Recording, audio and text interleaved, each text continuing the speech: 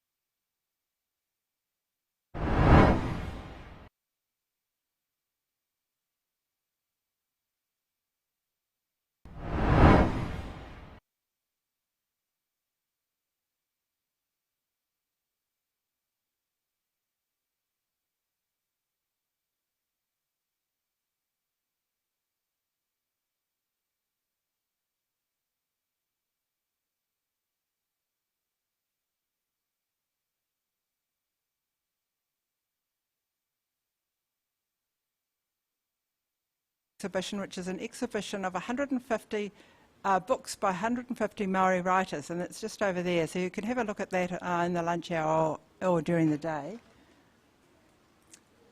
I'd also like to thank our sponsors. You can't run something like this without the sponsors, so we're really thrilled to have sponsors.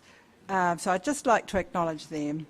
Creative New Zealand, McLeod's Booksellers, One Foundation, Rotorua Trust, Te Ara Whiti, Te Tatau o Te Arawa, Rotorua Reorua, and Ngāti Whakaue Education Endowment Fund. We're very, very grateful for that. Could you please give a round of applause to our sponsors?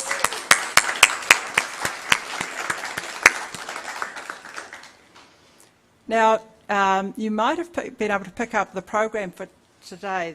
The programs have been revised during the week. Not that anything much has changed, but more details have been added. And one of the details that has been added to the program today is a QR code, so you can scan those and have access to the live stream events. These events are all being live streamed, hence our photography everywhere. Okay. Now I'd just like to start the program. It gives me my great honour and privilege to welcome our next guest, Patricia Grace. We're thrilled to have you here, Patricia, and it's lovely to welcome you to Rotorua. Patricia is going to be speaking in conversation with Anahera Gildea, who has also come from Wellington and is a literary critic and writer herself. So please welcome Patricia Grace and Anahera Gildea.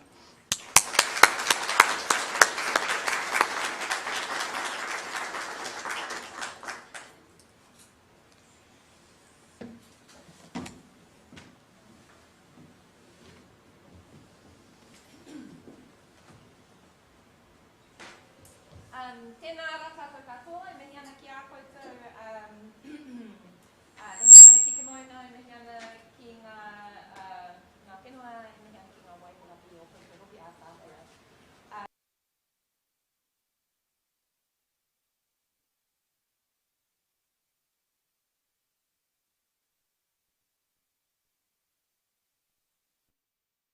Ko whakarangatira ki tēnei hui i te apanei, nei rā te mihi ki a koutou. E ngā manawa ora, kua whakahuihui mai nei i te ata, nau mai haramai. He uri ahau no Ngāti Tukurehe, ko Anahera Gildea tōku ingoa, and it is my incredible pleasure to, and honour, as always, to be able to sit in conversation this morning with Patricia Grace and to speak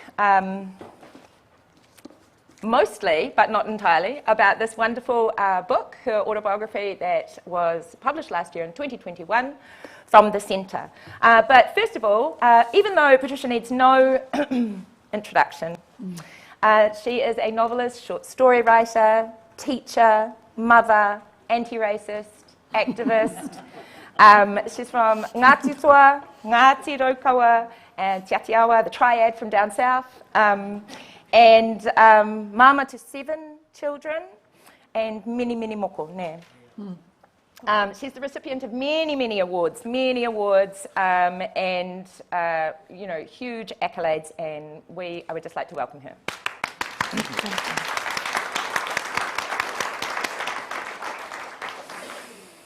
So one of the things that I did in preparation for this kōrero was go back and read some things I haven't read for a long time, some of Patricia's earlier work, because, you know, it's been maybe 10 years since I read it. I've forgotten some of the things. And I opened Pōtiki, and I would just like to read you the very, very opening of Pōtiki. It's very short, and it starts wonderfully with the title of this book, From the Centre.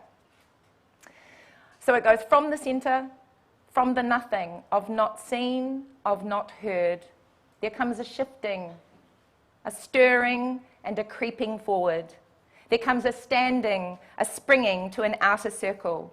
There comes an intake of breath. Ti hei mauri ora. So, Patricia, kia ora. Kia ora. Really lovely to have you here this morning. Anahera. Ngā tēnā koutou, tēnā tātou katoa. Kia ora. I wondered if we could start, and if you would tell us about where the title of this book originated, From the Centre. Yeah, well, it did originate from the opening, what was it? Pōtiki, yeah. Of Pōtiki, but in the writing of Pōtiki I decided to shape it like a whaikōrero. So that was the tauparapara, because it's all in English, because that's what I can do. And then go into the body of the story, and then eventually, wind round and round until we get to the end and conclude with the waiata. So that's where it came from. But I think it was apt. Can you hear me? Okay. I think it was apt in another way, because when I am writing, especially after my first novel, which I wrote from in a linear fashion in the first draft, where I was standing at the beginning of a long road and thinking, how do I get to the end? And then I wasn't satisfied with that draft, and I wrote it again starting in the middle, going backwards and forwards or round and round. So ever since then I've had this sense of being in the middle of my work and reaching out. It saves having that long distance look. So being in the centre gives access to what I might need to build that story, reaching out to the outer circle. So that's the sense I get, and that's how I like to work, keeping everything close to me that I need. There's been really a lot of theorising about that in academic circles, and people talking about the way that your writing does the spiral, or comes back and forth, and throughout Pōtiki you talk about that as well. Could you tell us a little bit about the spiral? That whakaaro of what is the spiral and how do we write like that? Oh. That's for me. Yes, I have a lot going around in my head, I don't take notes or make plans because that seems to be somehow set in concrete, so I like everything kind of moving. It's a clumsy, awkward way of doing things in some ways, but just what do I need now, I ask myself, and I reach out and I think, I need another storyteller. In the case of Chappie, I had one narrator, then, to progress the story I need another one, and then I need another one, and what else do I need? I need research, so I have to do that. So it's all, there's no such thing as me doing all my research before I start something. So I do that as I go along. I think Chappie's a really great example, because you're talking about From the Centre, and when you wrote Chappie, you had to write, and you're saying you had to bring in narrators, but you wrote, and you couldn't write surely from the centre in order to write from Chappie's perspective. So how did you navigate that? Oh yes, that was interesting. It was an interesting book to write. I had heard this story. My late husband Waiariki used to speak about a Japanese man who lived in his community in Rotorua and had a business there. And during the war years, I was born just before the war, but all during those times and growing up, we knew about the Chinese communities, but I never knew about any Japanese people living here, and here was this Japanese man living in a remote area, in a Māori community, and well loved by that community, and well respected. And how did he get there? What brought him here? And so I started doing some research and found out that there were a few Japanese people. The research didn't tell me how or why they came, but I had to, then the research led me into the Japanese expansion into China and all of that. And so I had to research that and imagine what that was like and make up a way of him getting here and a way of him being in that community. But he was a Japanese man. I couldn't get into his psyche as a Japanese person. I had no way of doing that. I thought I might be able to get into his heart as a human being. So that's why I needed all the narrators, because Chappie remains a shadowy figure. He's never fully explored because I wasn't able to do that. So he is seen through the eyes of 3 different narrators. His friend who brought him there, his Māori wife, and his grandson. Yes. I think that's an ingenious solution, and it actually brings me to another question. So you write really deeply from lived experience, and this is an instance where you weren't able to do that. How do you think, how do you feel as writers coming through now, when we write imaginatively, how far can we go away from our lived experience? Can we just write purely from our imagination? Can we make up Japanese characters? Well, what I was determined not to do was to go with a stereotype. So I had to keep right away from that, But I think that writing comes from within. It is from your own lived experience, or for me it is, but imagination is part of the lived experience. Your thoughts, your dreams, everything really is part of what you internalise and what needs to be brought out. So even the research that you do, if you do it thoroughly, then it becomes internalised. And so it's not like you bring something from there and onto the page. It's you have something there and you bring it out onto the page. Fantastic. I mean, I think that one of the things that's really incredible about the lived experience that you show in all of your work is, and that I think relates to the narrative style we're talking about in terms of the spiral or the reaching out from the centre. When you are writing, your work is often got layers and layers and layers of different sort of perspectives. So there's always the whenua, there's always te taiao, the environment and the land in your work, and it's almost as if they appear as a character. And so I wanted to know how this works for you. Do you deliberately layer the land, the work, do you deliberately bring those things in, or they naturally emerge? I think they naturally emerge because what I always need to do is, I might have a certain character in mind. For me, the characters are everything. Everything belongs to the characters, the storyline, the setting, the voice, the themes. Everything belongs to the characters. And so what I'm really doing is following a character and developing that character. But for me, that character always needs a backstory. So I might think of that character as an adult person to begin with, but how has that character come to be that character because of what has happened before and what the experiences of that person has been. So I think that's probably where the layering comes in. I'm not really aware of that so much, but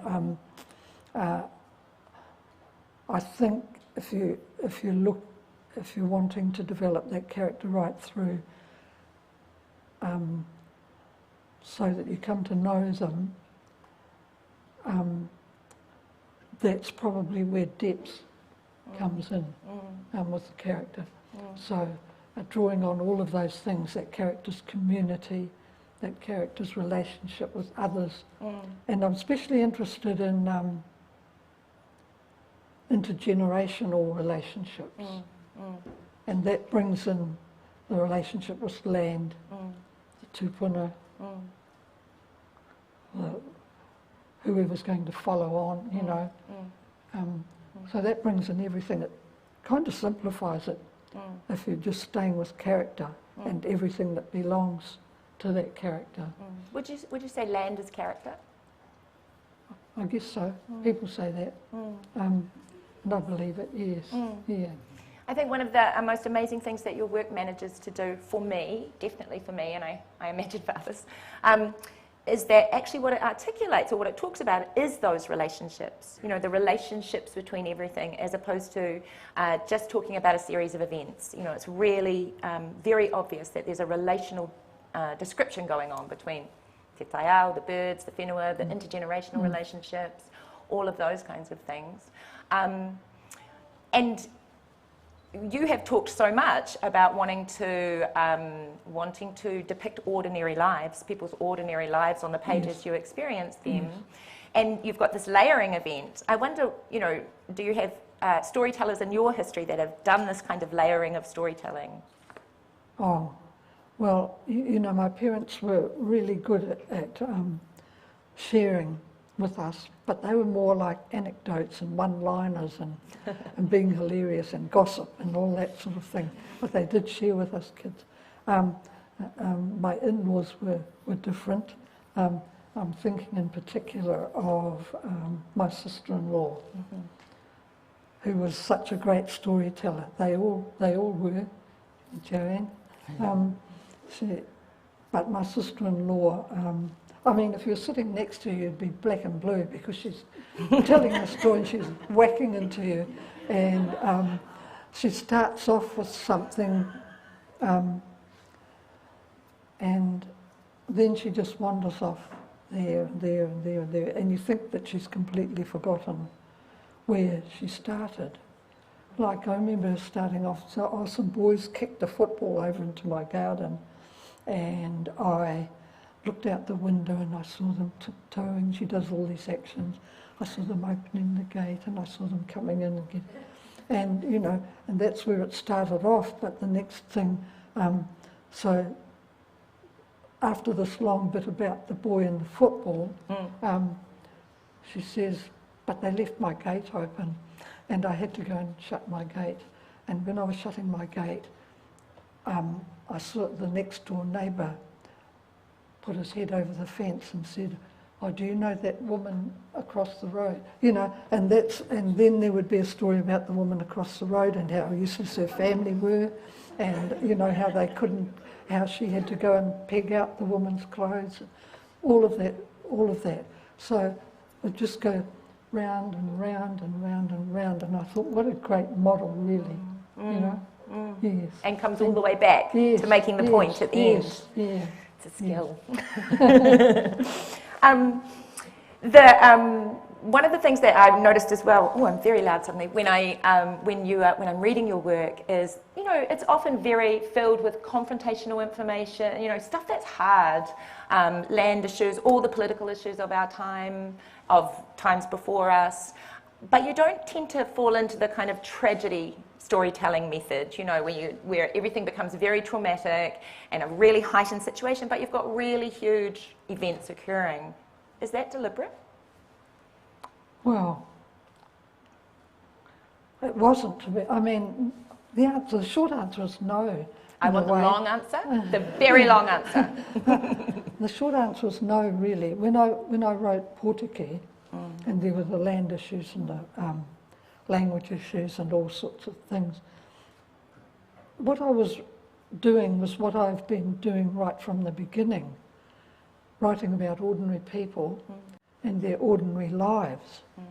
And when I wrote Portuguese, I was still doing the same thing because those issues are ordinary life, you know. So I didn't quite expect some of the things that were said after that, you know, after it was published, how I was stirring everything and causing racial division and social conflict and all that sort of thing. And I was a something. I was an agitprop. Ooh. I had to go and look that up. It's an agitator propagandist. I think we should get badges. Yes, so that's what I've always. So even from then on, you know, the issues have sort of come up. But even before that, the stories in Waiariki and those other people from other countries have said to me that that's all political. If you're writing about people whose voices haven't been heard before, then that's political. So that's fine with me, you know, but I still believe that I'm writing ordinary, everyday life and that I'm still doing that. Yes. There's quite a strong sense in the young writing community, I feel, at the moment, of writing, and especially I think partially because it's digital, you know, partially because of the speed at which writing can come out. There's a lot of loud outrage in a lot of writing. I wondered if you've read much of that and how you felt about it, and whether you think that's doing, you know, what that's doing in the world as compared to slow fiction, for instance. Yes, I'm embarrassed to say I haven't read much of it. That's because I'm no good at technology and I don't know even how to find it. But I am going to be, you know, pursuing that and looking at that. So I'm not really sure about that. Yes. Do you feel like you would write journalistically directly towards outrage at all? You know, is that something you would No, step not into? really. No, really, I'm a fiction writer. That's what I'll continue to be. Except I did write Ned and Katina because I felt that was a story that needed telling. Yes, very much. In your book here, From the Centre, what you've written about here is not only fantastic, but it is actually an example of your ordinary life with all the extraordinary events in it. So what really struck me when I read it was how deeply anti-racist, how much work you did in your life, and how your writing and your stories were produced as a result of that. But when we approach you quite often now, we think of you as writing first. But in here, it's lived life first, writing second. Oh, yes. Was that always the case? Oh, yes, definitely. You know, you have to have a life. You have to have a life first. And so much work was done with you, your husband, your whānau, around land issues, language issues, all of those kinds of things.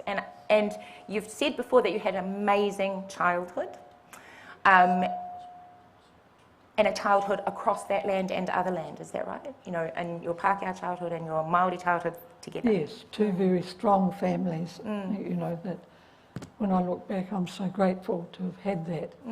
And it was wonderful, yeah? Yes, yes. Yeah, and this comes through really strongly in this book and shows us where your sort of imaginative excitement in terms of your future, your writing comes from. And people who really believed in me and supported me, you know,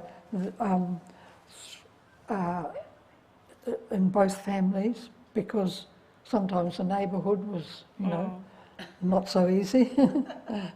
School was, I loved school, I loved being at school. I suppose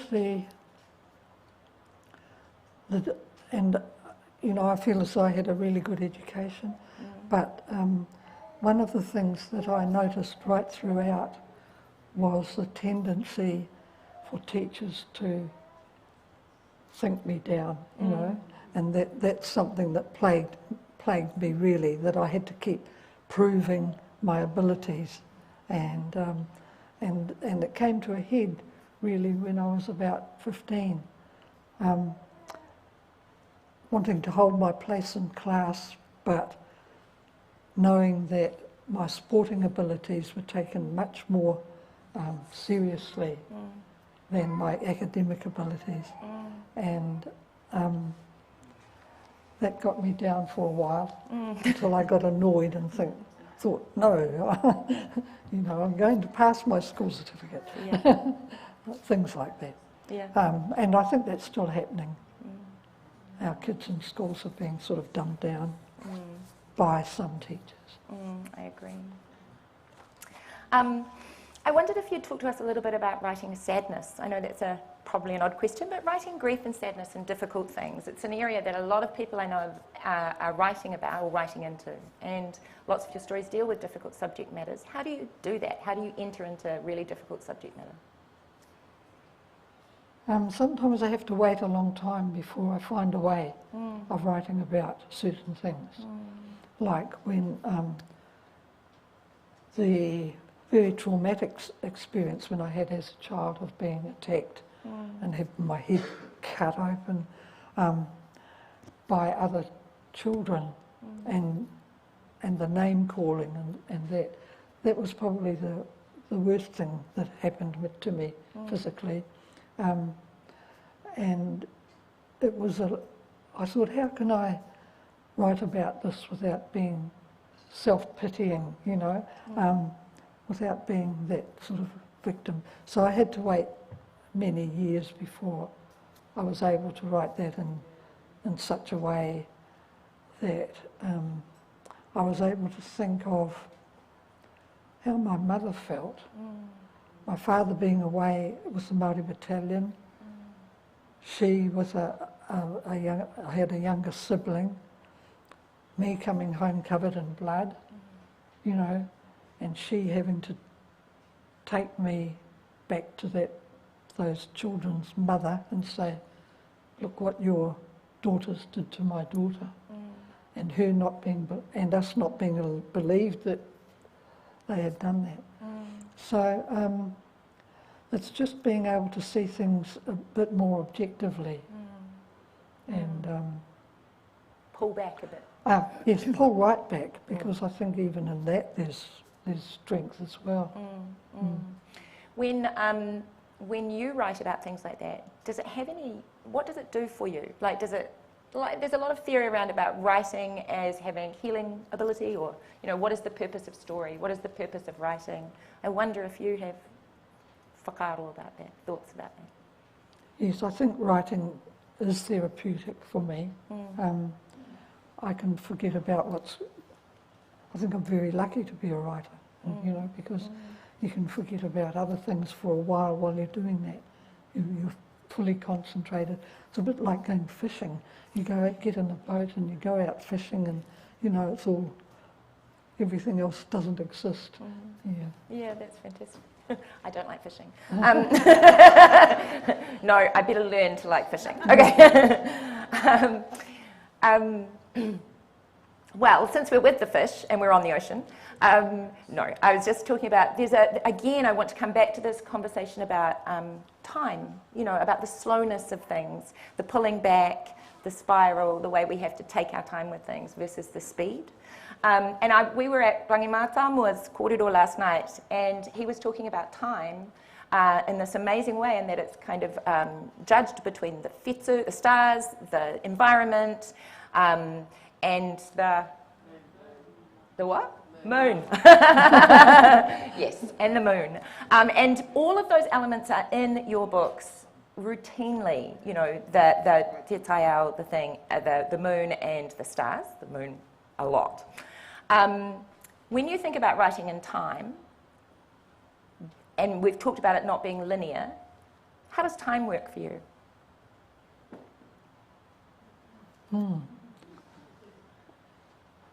I don't know, it's just, as I was saying before, I sort of go from A to B, A to C, you know, backwards and forwards and round and round. So I think that's just all absorbed. The time that you need to talk about is, well, the place that you need to talk about time in your writing comes up quite naturally. So you need to go back and forward as you need it, as you take that from the circle, from there. Yeah, bring it in, put it out again. Yeah. Yeah.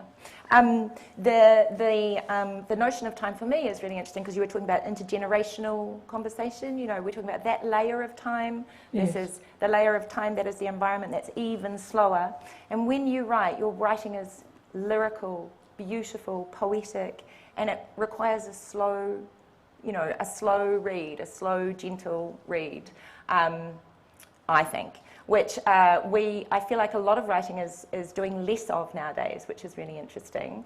I wondered if you'd talk about the lyric nature of your work, the poetry of it, and the attention to the senses, the extreme detail, all of those kinds of things. Yes, I don't know how to talk about that. What I do know is that I work really hard on, and I'm a very slow writer. I think it took me 5 years to write Cousins, for example. So, and once I've got through to the end of a first draft, that's what I work on. I work on the rhythm, and I don't know whether other people notice it or not, but it has to be the right rhythm for me. And I have to examine each word, and I have to make the words that I use do the things that I want them to do. So that's the enjoyable part, really. That's the enjoyable part of writing for me, is attending to the rhythm, attending to the imagery, trying to have that imagery that isn't cliche, turning away from cliche and looking for something new and fresh as a way of creating an image. And I still never know whether that image is there for the readers. I know that it's there for me. And that's another point too. I don't want to sound egotistical, but I write for me. I write so that my work is what I want it to be and how I want it to be, and it's the story the way I want to tell it, and that I want to take full responsibility. I mean, you can say write for those readers, but I don't know who they are. They're just people who will read. So I like to know that I'm taking full responsibility for what's on the page, and I've never worried about whether it was going to be published or not. These days I know that it will be, I guess that it will be. In the early days I didn't. Did you ever think about putting something in a false name, see if it got published? I did. I will. Oh, did you? Well, yes. Oh, if it didn't get published. Oh! No. When I first started writing, I was nervous about putting my own name to the work, and I thought, oh no, you've got to do that, But those are in the days when there wasn't work by Māori writers, there wasn't work by women. Women were not being published on the whole. But I don't think that was the reason. I didn't even know that, actually. But I did think of having a pseudonym. A pseudonym? But I didn't take that too seriously. I think there's an amazing amount of accountability by, writing under your own name. So that it seems to me exactly what you're talking about. And when you say that you wait until you are really satisfied with your work, however long that can take, Does that mean that you wait that long before you publish it, before you talk to a publisher, or will you talk to a publisher early? Yes, these days I don't, I've always stuck with my own publisher. I don't really need to talk to them about what I'm doing, or I might say I'm writing short stories now. But they're very good. They don't pester me or make me sign a contract or anything. And that's really worked. You've said Yes. before about your the way you do contracts with publishers. Yes, I do them at the end rather than at the beginning, because I think I might not want to publish this book, and there I've signed a contract, or they might want me to have it done by a certain time, and I might not want to, I might want to take 2 more years. I love this. Yeah. I love this conversation. I love this conversation, PhD supervisor in the audience.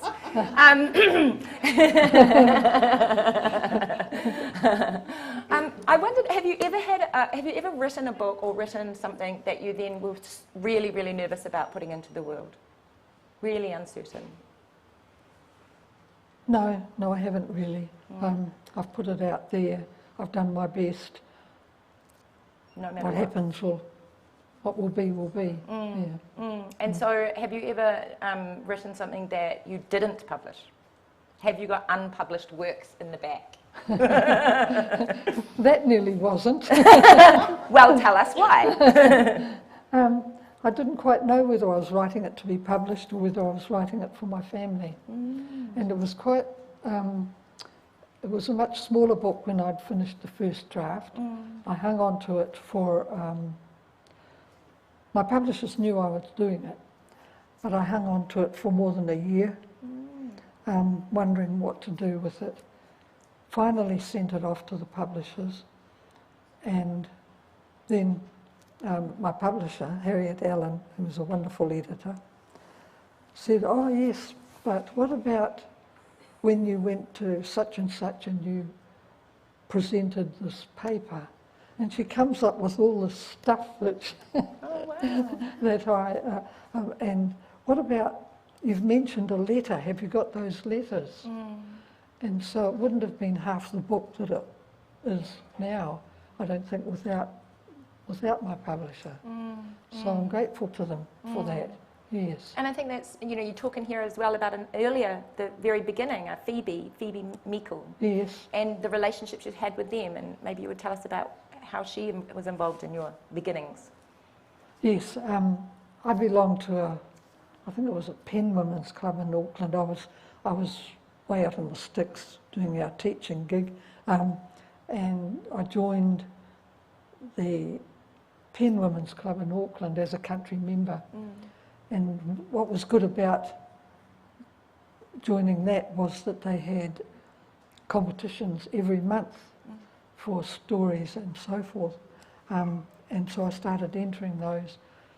And then we were also, by Penn Women's, we were encouraged to get them published somewhere, and they had whole lists of places where we could go and send our work. And I was sending my stories out to those different places, including the Listener. And Phoebe Meikle must have read them and asked if I had enough for a collection of short stories. And I wrote a couple more and then sent them to her. So I don't know what I would have done after that, you know, whether I would have tried to get a collection together or not. So I've been very fortunate. I haven't been turned down or, you know, had to do all those sorts of things that are sometimes a struggle.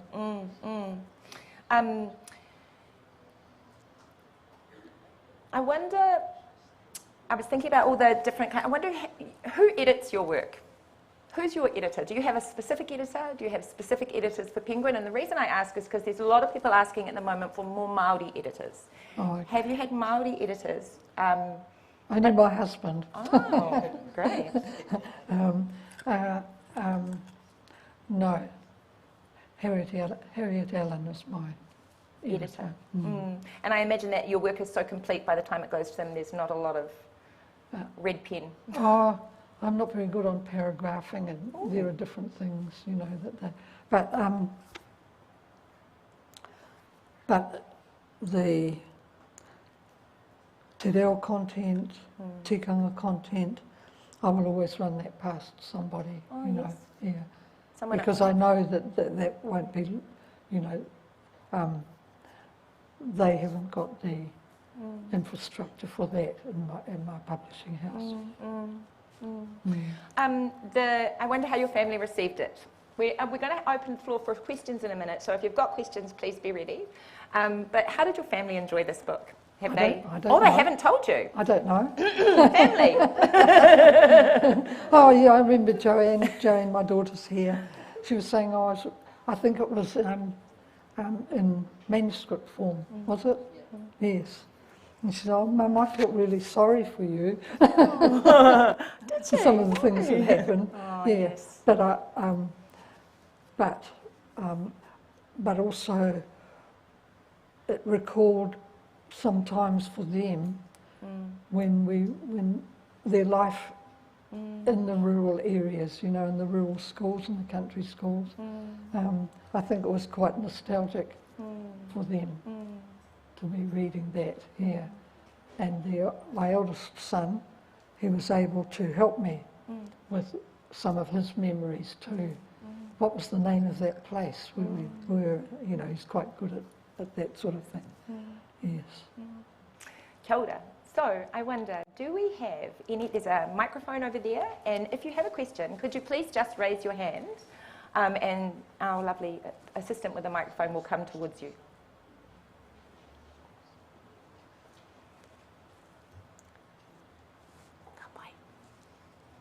Hi. Am I on?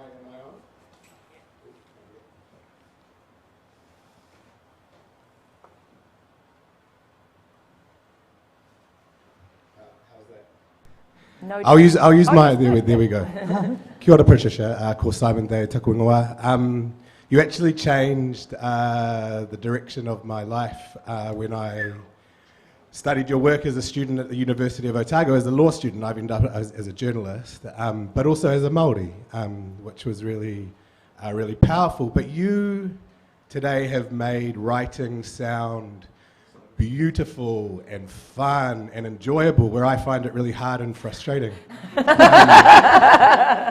To use your metaphor, do you ever go fishing and come back with only the stink of squid on your hands and no fish? We haven't had, I don't think we've ever had no fish. Yeah. There's always been some fish. Do you always find writing fun and enjoyable? Oh no, not all the time, no. I think the first draft is the most difficult part to get through, you know. What do you do when you're stuck? If you just, get stuck. Yes, I usually do a little brainstorming, just on a piece of paper, you know, scribble, scribble, scribble. Don't know where this is going, blah, blah, blah, blah, blah, blah. But yesterday, something, you know. So that's what I do, just brainstorming. Kia ora. Another question?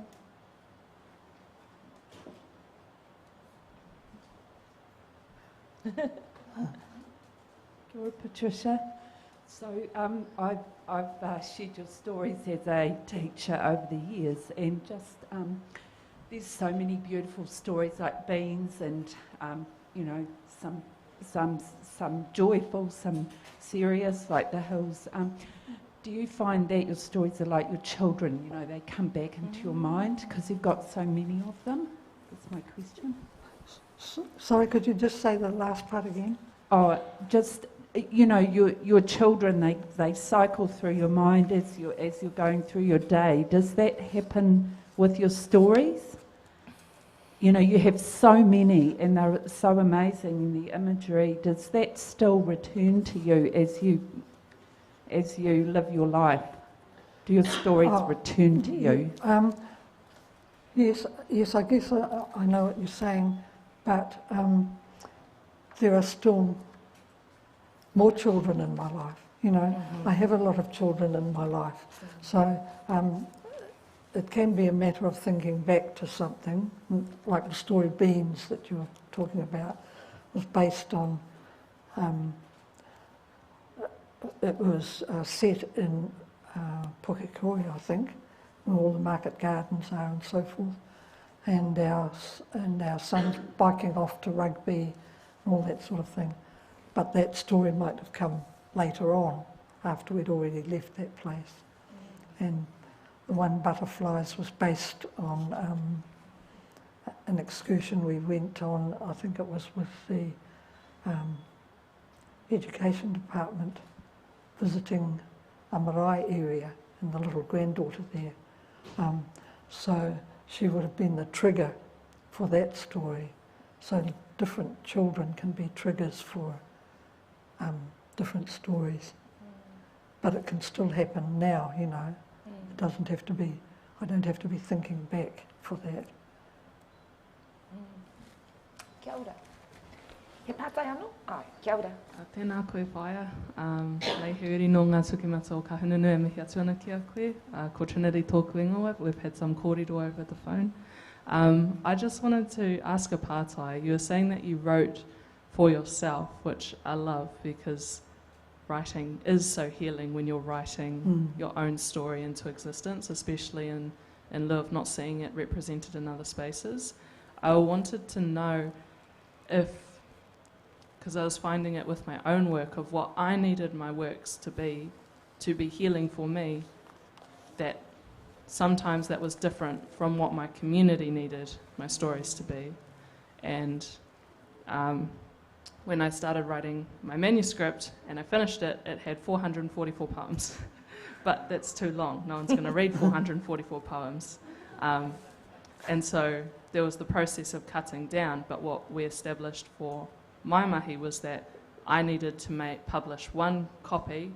No one else will ever see it. That's all of the poems that I've ever written in the way that they've been written. I wondered if you'd done something similar so that you got your stories to be what you needed them, just for you, just for your whānau, as opposed to there being like something that your audience needed, or considering an audience perspective and being like, I don't want to compromise what I need my words to be for me before they're for someone else.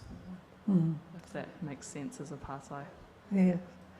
No, it's just as I said, I want to be the sole judge of what I'm doing. And then I can put it out, and then I can put it out there, and hopefully people will read it, and hopefully it will make sense to other people. Some people, I have been asked, do I write for Māori? You know, do I write, who do I write for? But I always come back to that. I write from my own point of view to be satisfied with a work for myself. If Māori didn't relate to my work, I wouldn't do it anymore. You know, that would mean I was really on the wrong track. Kia ora. Maybe we have time for maybe one more question. Okay, one more for you. Yes. Whai. Tēnā koe.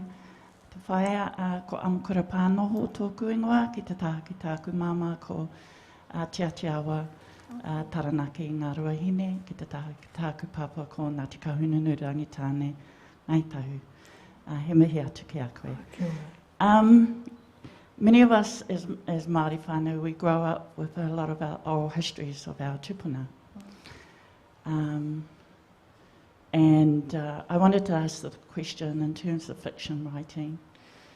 What license do you think we have to be able to recreate the journey of some of our tupuna and how we thought that they might have responded to certain situations that we want to kind of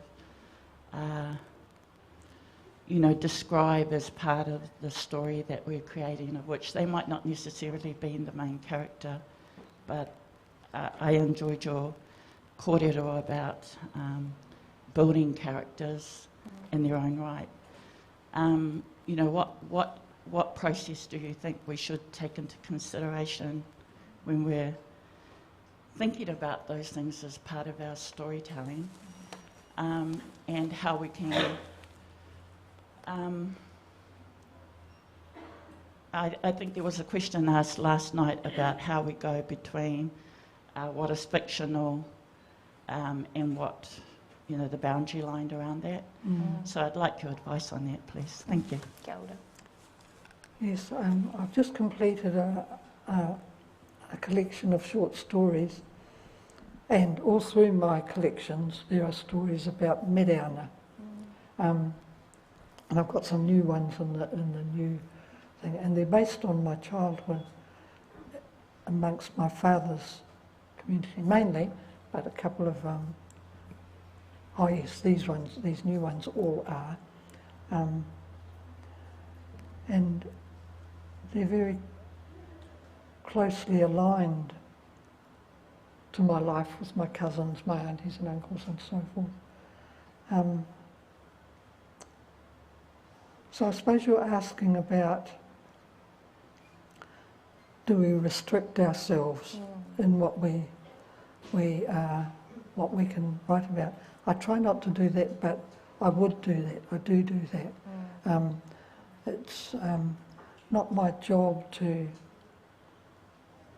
hurt people. That's not what I write for. I'm mainly interested in writing about...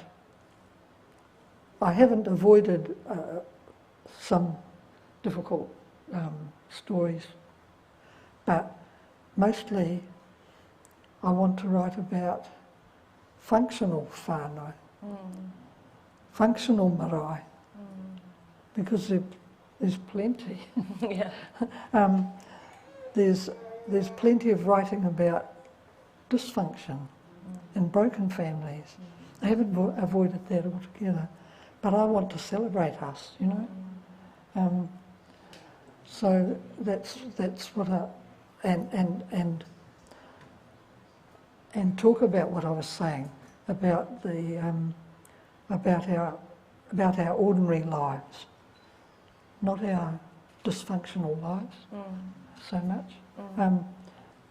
As I say, I haven't avoided that altogether, but I think that's about all I can say about that. If Yeah. I want to write a tupuna story that's my tupuna, Kate's point? Oh yes, that's the other thing. I don't want to write from the point of view of another iwi or another hapu, It's always, I wrote a children's book called Haka. I felt that I could write that because I'm Ngāti Toa. And the publishers, Huia publishers, also went to Ngāti Toa to say, is this okay, for us to do this? And they gave their approval. I don't know, I mean, there are hundreds of people who are Ngāti Toa, so I guess it didn't have the approval of everybody. But they also felt that I had the right to do that. Yes. Kia ora. We have time for one more. Yep. Kia ora whaia, ko miri ana hau, no te tau ihu o te waka o Māui. My partai is around your kōrero about writing about this particular Japanese man, and there's a lot of kōrero these days about not writing perspectives that aren't part of your lived experience. What is your whakaaro around stepping outside of your own lived experience, writing about other cultures, writing about, people who have completely different lives to you, particularly when there are sensitivities around their experience? Yes. Yeah. Yes. I thought it was something that I would never do, but I really wanted to write that story, so I had to find a way of doing that. Having said that, I believe that writers should be free to write whatever they want to write. We can't really put limitations on that. But if they're going outside their own cultures and want to, what you're talking about, they have to be prepared to take what comes in the way of criticism. They have to know that that what they are saying may not compute with the culture that they're writing about, you know. So I really do think that writers have to be free to write what they feel they have to write. But, you know, they've got to put up with the flack if there's flack coming. Yeah. Yes. Kia ora. And I hope that there will be those people who do the criticism, the reviews and something, who will speak out about those things as well. Yeah, it looks so right. No? Kia ora. So I'd like just as we finish, just to close. I mean, this is like, we could talk for ages, right? We could ask questions all day. Like, shall we? We have a cup of tea after this, Ned. So Auntie's going to be stuck with me for like ages. There are not enough words to say how hugely impactful you continue to be for writers, for students, for readers, all the students, for young Māori coming up, wanting to write, wanting to read, wanting to locate and see themselves on the page. From my own centre, absolutely, you also changed my life. Kia ora, whaia. Oh, I'm a bit emotional. And I'd just like to say, mai e te puku ki te whatu manawa, mai e te whatu manawa ki te hinengaro, mai e te hinengaro ki te whārangi. So I wondered, I've asked Patricia if she would read us the final page, the final poem in here, which is absolutely incredibly beautiful and centres us with her. The sea hems and stitches the edges of the land where houses stand, windowing the neatened curve of shore. The place without seed, the scavenged place, too salt for growth, where seaweed dries in piles. Bleached land plants crack and turn to bone. There's freedom on the shore to search the weed, the wood drifts, the empty shell. Hope and desire may rest there, linger. Thoughts may shift with sand grains, sifted by waves and wind, stirring and shaping another beginning. Yeah. Thank you, everyone. Thank you, Patricia.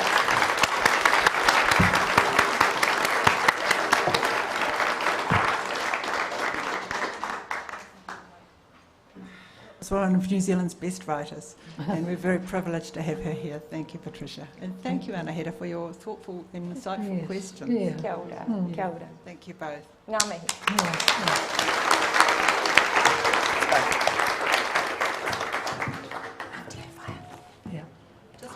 Just while our next panellists are coming up, could I just ask people to move forward a bit if you can, or to maybe change seats? It's just that.